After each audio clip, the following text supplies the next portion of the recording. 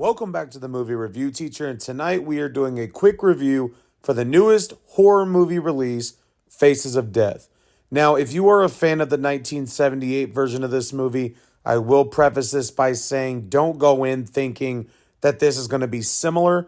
Even though there are reminiscences of this throughout the film, you are not necessarily going to have a style of movie that really focuses on what the movie originally did. Now, let me clarify that.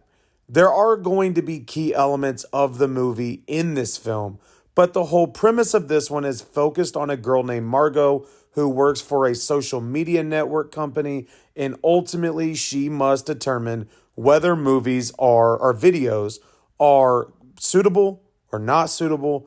And what she's done is she is exposed to all of these different things that she must approve or deny. Now, going into this, I really did not know how this movie was going to play out, but I feel like for the most part, this movie was actually pretty decent. Now, when you look at the character of Margot, I will admit she does become annoying at times. Now, even though she wants to do things to be helpful, she feels a little bit overbearing in some situations, and it becomes one of those things where she instantly becomes the rule breaker. You can read her character and understand what she is going to do before it even gets to the next steps throughout the movie. Now, as the movie plays out, I think the bringing up of the 1978 version of the film is done well enough where if you've seen that film and you've been desensitized to that film, you're going to understand what they are trying to implement and how they are going to explain what is taking place. Now, overall, I feel like this movie is not bad.